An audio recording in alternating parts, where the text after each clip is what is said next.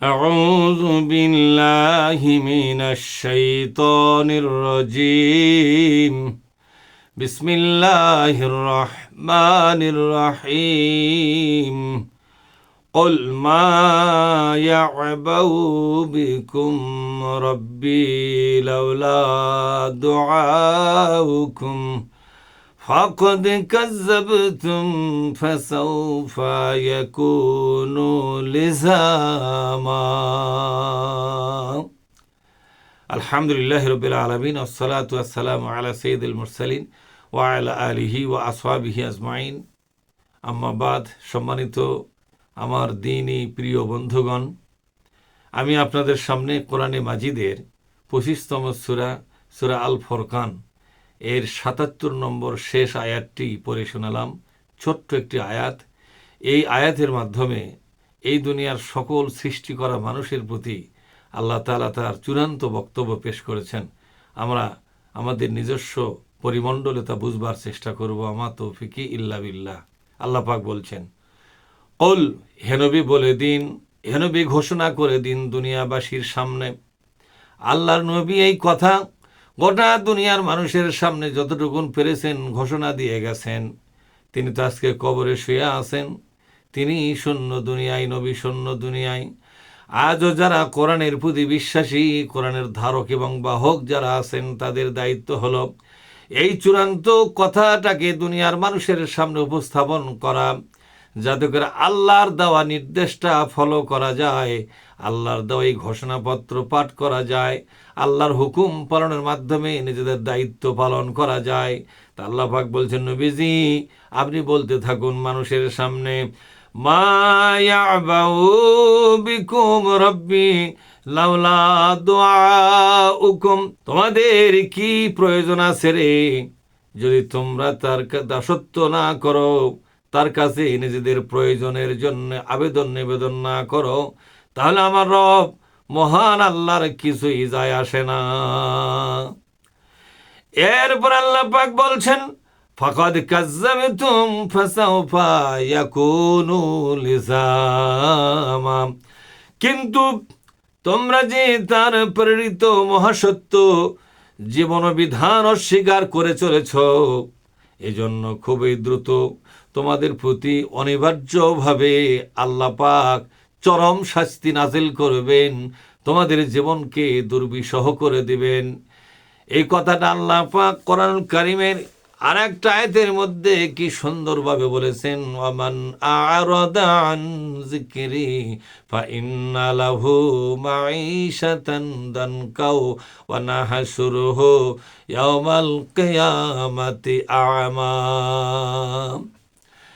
আল্লাহ পাক বলেন, যদি কোনো ব্যক্তি আমার নাজিল করা কোরআনে হাকিমের জীবন ব্যবস্থাকে পরিত্যাগ করিয়া বিসর্জন দিয়া সে যদি উল্টা পথে চলে যায়, তাহলে আমি আল্লাহ পাক তার জীবনকে এমনভাবে দুর্বিষহ করে দিব, অগ্নিময় করে দিব, অশান্তির আগুন জ্বালিয়ে দিব তার জীবন ও সংসারে, যাতে করে এক জীবনের শেষ দিন পর্যন্ত কোনো সত্যিকার আত্মার শান্তি খুঁজে পাবে না।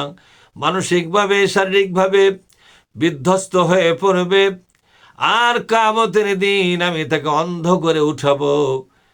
কিয়ামতের দিনে সকলের চোখ থাকবে, কিন্তু যে ব্যক্তি কোরআনের দাওয়াত পাওয়ার পরে, কোরআনের প্রতি ঈমান আনার পরে আল্লাহর কোরআন মাফিক জীবনযাপন করবে না, তাদেরকে কিয়ামতের দিন দুটি চক্ষু কানা করে উঠানো হবে।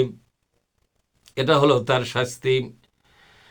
এই জন্য আল্লাহ রাব্বুল আলামিন আমাদের সকলের জন্য এই কথার দ্বারা যা বুঝাইলেন, আমাদের সামনে যে তার হেদায়েতি বক্তব্য পেশ করলেন, আমরা সুন্দর সাবলীল ভাষায় বুঝবার জন্য চেষ্টা করব।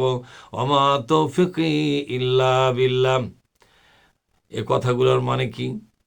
যদি তোমরা আল্লাহর কাছে প্রার্থনা না করো, তার ইবাদত বন্দেগী যদি যথাযথভাবে না করো, এবং নিজেদের প্রয়োজন অভাব পূরণের জন্য তাকে সাহায্যের জন্য না ডাকো, তাহলে আল্লাহর দৃষ্টিতে তোমাদের কোনো গুরুত্ব আল্লাহর দরবারে নাই। তোমরা তুচ্ছ হয়ে গেলে, তাচ্ছিল্যের পাত্র হয়ে যাবে। এই কারণে তিনি নগণ্য তৃণখণ্ডের সমানও তোমাদেরকে আর পরোয়া করবেন না। ঘাসের মূল্য আছে আল্লাহর কাছে, তবু তোমাদের কোনো মূল্য নাই। এ কথাটাই আল্লাহ পাক বুঝালেন নিছক সৃষ্টি হবার দিক দিয়ে তোমাদের এবং পাথরের মধ্যে কোনো পার্থক্য নাই। আল্লাহর কোনো প্রয়োজন পূরণ করতে হলে তোমাদের উপরে আল্লাহ পাক নির্ভরশীল হবেন না। আল্লাহ পাক সকলের কাছ থেকে মুখাপেক্ষিতা মুক্ত। তোমরা বন্দেগী না করলে তার কোনো কাজ ব্যাহত হবে না, তার কোনো সর্বনাশ হবে না, ক্ষতি হবে না।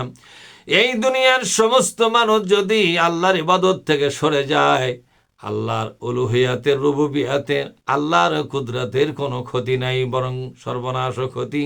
ইবাদত ছেড়ে দিয়া স্বাধীন জীবন যাপন করলো যারা, তাদেরই সর্বনাশ এবং ক্ষতির সম্ভাবনা নয়, বরং নিশ্চিতভাবেই তাদের ক্ষতি এবং সর্বনাশ হয়ে যাবে।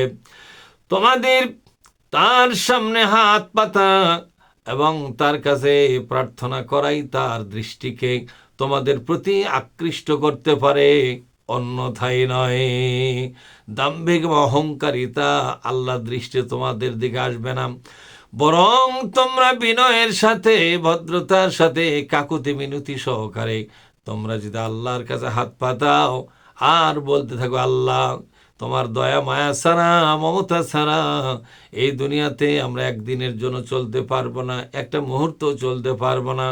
আল্লাহ আমাদের প্রয়োজন পূরণ করে দাও, আমাদের দুঃখ দূর করে দাও, অভাব অনটন দূর করে দাও।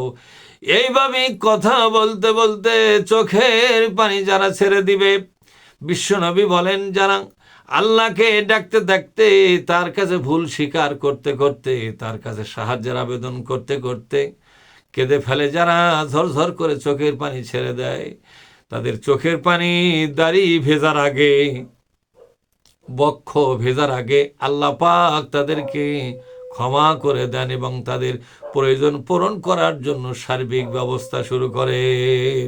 সুবহানাল্লাহ। এরপর আল্লাহ পাক এই কথার দ্বারা যা বুঝালেন, এ কাজটা যদি না করা হয়, ইবাদত যদি না করা হয়, তার কাছে সাহায্যের জন্য আবেদন নিবেদন যদি না করা হয়, তাকে যদি সাহায্যদাতা এবং আবেদন নিবেদন শ্রবণকারী হিসেবে গণ্য না করা হয়, মানুষের হৃদয়ের গভীর থেকে যে ডাক আসে, সেই ডাকটা আল্লাহ পাক শুনতে পান, এই কঠিন বিশ্বাস যদি তৈরি না হয়, তাহলে আল্লাহ পাক বলছেন এমন অবস্থা তোমাদের জিন্দেগির ভিতরে তৈরি করে দিব, পচা আবর্জনা দুর্গন্ধময় পরিত্যক্ত হিসাবে তোমাদেরকে আমি নিক্ষেপ করব। কোনোদিন কোনো মায়া মমতা দিয়া তোমাদের দিকে আমার নজর যাবে না। মহান আল্লাহ রব্বুল আলামিন এই ছোট্ট একটা আয়াতের মাধ্যমে তার দেওয়া হেদায়েতি কথাকে বুঝে নিয়া আমাদের জীবনকে আল্লাহমুখী, আমাদের জীবনকে ইবাদতমুখী করার তৌফিক দান করুন। আল্লাহুম্মা আমিন।